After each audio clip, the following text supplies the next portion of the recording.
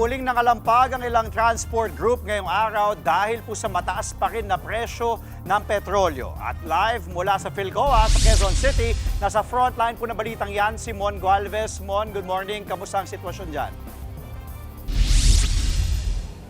Tama ka dyan, Andre. No? Muling nagsagawa nga ng kilos protesta ang ilang transport group dito sa Philcoa sa Quezon City. Panawagan nila itutuhanin itong rollback sa presyo ng mga produktong petrolyo.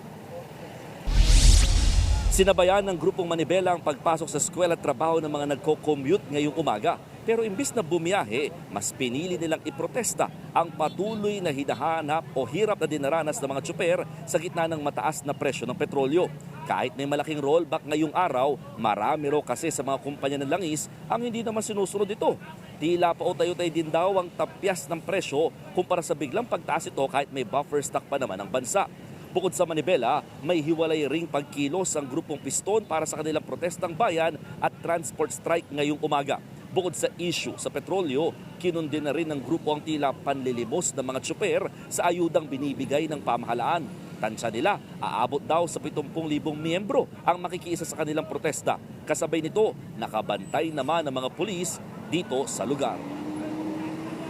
Andre, sa mga oras na ito, halos sakop na talaga ng grupong Manibela at ilang mga transport group nga yung pinaka-bike lane or bike lane rather dito sa may Commonwealth Avenue. Kaya naman yung mga nagbibisikleta ay talaga umiiwas at sumasama na sa mga four-wheeled vehicles na patuloy namang bumabiyahe sa mga oras na ito. Kasama na nga dyan yung mga jeepney. No? So kahit merong transport strike ang grupong Manibela, kapansin-pansin naman na marami-rami pa rin ang mga jeepney na bumabiyahe. Pero dahil nga rush hour, kaya naantala kahit paano yung pagsakay ng mga kapatid nating mga commuter this early morning. No? At saka ang sinasabi din naman ng grupo ng Manibela at saka ng Piston talaga nagkataon lamang na nagkasabay yung kanilang location ng kanilang protesta. Pero iisa naman daw yung kanilang pinaka-pinapanawagan dito at sigaw sa pamahalaan yan ay maibaba pa at patuloy na mag-rollback ang presyo ng mga produktong petrolyo.